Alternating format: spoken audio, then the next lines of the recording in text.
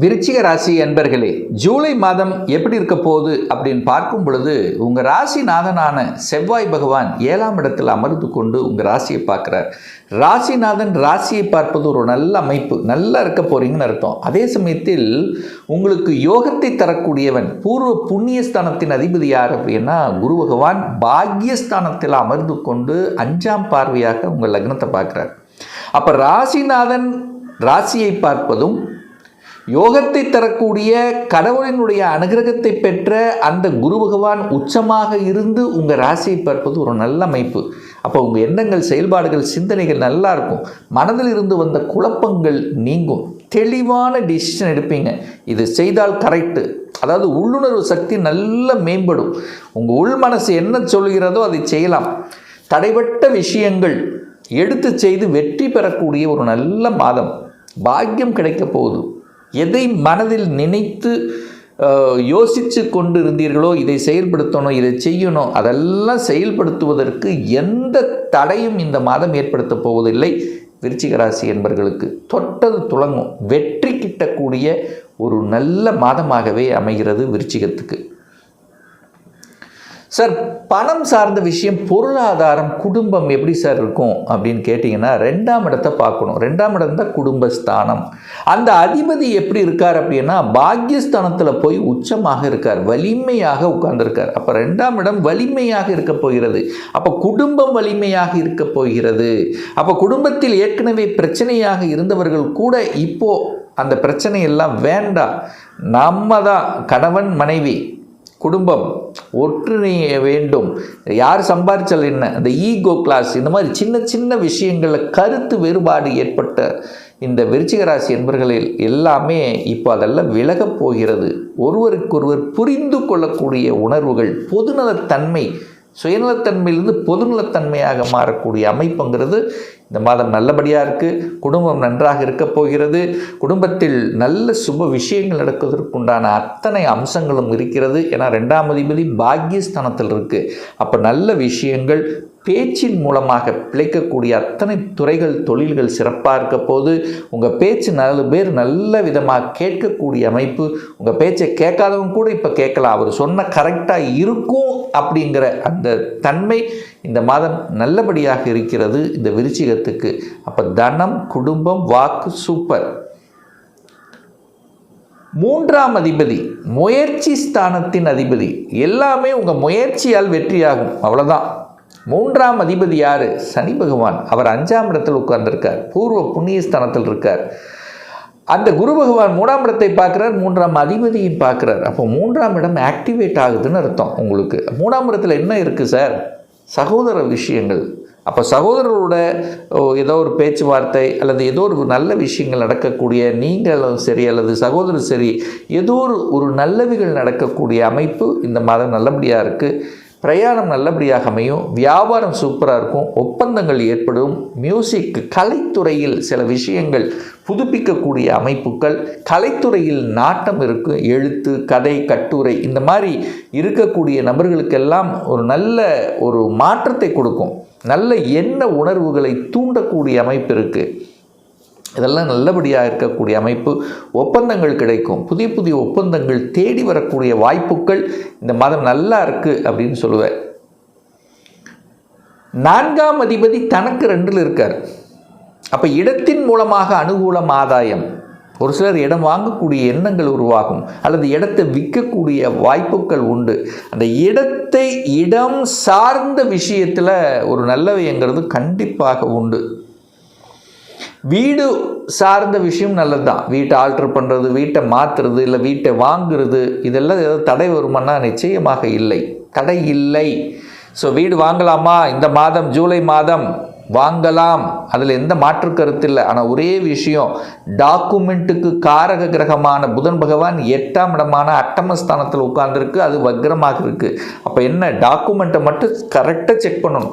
எந்த இடத்த வாங்க போகிறீங்களோ அந்த இடத்தில் ஏதாவது வில்லங்கம் இருக்கிறதா என்பதை ஆழமாக நல்லா பார்த்து வாங்கணுங்கிறத மட்டும் ஞாபகத்தில் வைத்து கொள்ளுங்கள் விருச்சிகத்துக்கு.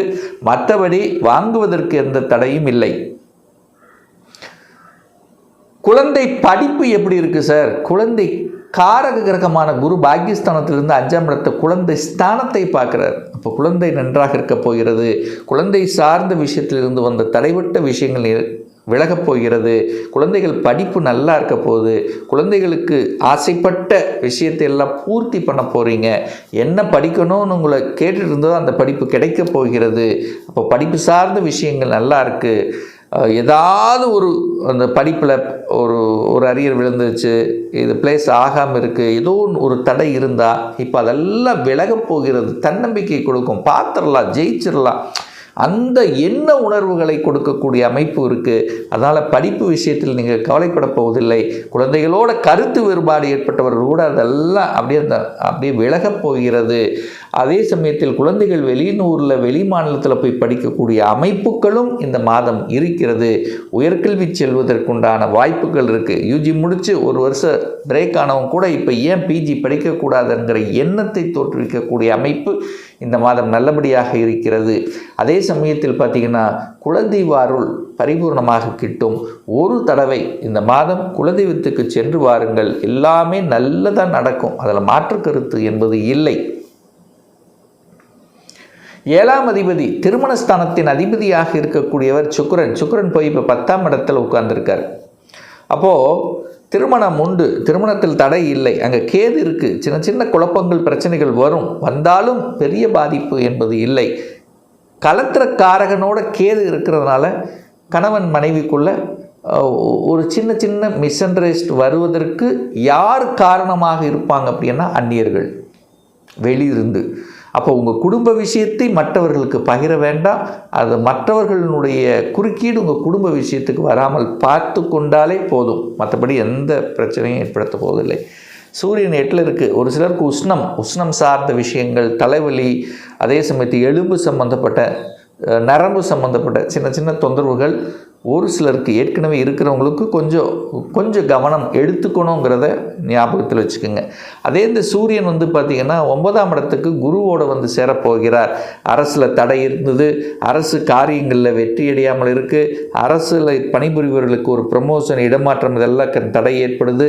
ஸோ இந்த மாதிரி எல்லாம் இருக்கின்றவர்களுக்கெல்லாம் இந்த மாதம் ஜூலை 17ஆம் தேதிக்கு அப்புறம் அந்த தடையெல்லாம் விலகப் போகிறது. டக்கு நடக்கப் போகுது. அரசாங்கத்தின் மூலமாக அனுகூலங்கள், ஆதாயம் உண்டு. பெரிய மனிதர்களின் தொடர்புகளை கொடுக்கும். ஏன்னா குருவோட சூரியன் இணையப் போகுது. குரு சூரியன் இணைஞ்சாலே அங்கே ஒரு நல்லது நடக்க போகுதுன்னு அர்த்தம். தலைமை பண்பு ஒரு சிலருக்கு கிடைக்கும். ஏன்னா 10ஆம் அதிபதி தான் சூரியன். அப்போ தலைமை பண்பு கிடைக்கக்கூடிய அமைப்பு நிச்சயமாக உண்டு. ஆனால் ஒரே ஒரு விஷயம், புதன்னா மாமன் வகையாரில் உறவுகளில் மாமன் வகையார் சார்ந்த விஷயத்தில் மட்டும் கொஞ்சம் கரெக்டாக இருந்துக்கிறது நல்லது. 11ஆம் அதிபதி 8ஆம் இடத்தில் உட்கார்ந்துருக்கார். அப்போ திடீர் அதிர்ஷ்ட வாய்ப்புகள் உண்டு. அப்போ திடீர் அதிர்ஷ்டம் எங்கே இருக்குது? ஒரு சிலருக்கு ஷேரில் வரலாம், ஒரு சிலருக்கு இன்சூரன்ஸ் போட்ட பணம், எப்போ போட்ட பணம் வரலாம், அல்லது கொடுத்த பணம் ரொம்ப நாளாக வராமல் இருக்குன்னு ஏதோ ரிட்டர்ன் வரக்கூடிய வாய்ப்புகள், இப்படி திடீர் அதிர்ஷ்ட வாய்ப்புகளும் உண்டு. வேலை இல்லாதவர்களுக்கு வேலை டக்குன்னு கிடச்சிரும். உங்களுடைய ஸ்டேட்டஸுக்கு தகுந்த மாதிரி நீங்கள் என்ன படித்திருக்கிறீர்களோ படிப்புக்குண்டான வேலை, ஏற்கனவே ஏதோ ஒரு வகையில் வேலை விட்டவர்கள் இந்த மாதம் வேலை கிடைப்பதற்குண்டான சாத்தியக்கூறுகள் பரிபூர்ணமாக இருக்கிறது அப்படின்னு சொல்லுவேன். ஸோ ஆக மொத்தம் இந்த மாதம் குருவின் உச்ச பலத்தால், குருவின் தயவால் நல்லது நடக்கக்கூடிய, நல்ல மாற்றங்களை கொடுக்கக்கூடிய, என்னென்ன மாற்றம்? வேலை மாற்றம், உத்தியோக மாற்றம், தொழில் மாற்றம். ஒரு சிலருக்கு தொழில், இதுவரைக்கும் வேலையில் இருந்தவங்க சொந்த தொழிலுக்கு செல்லலாம் என்கின்ற உணர்வுகளும் கொடுக்கும்.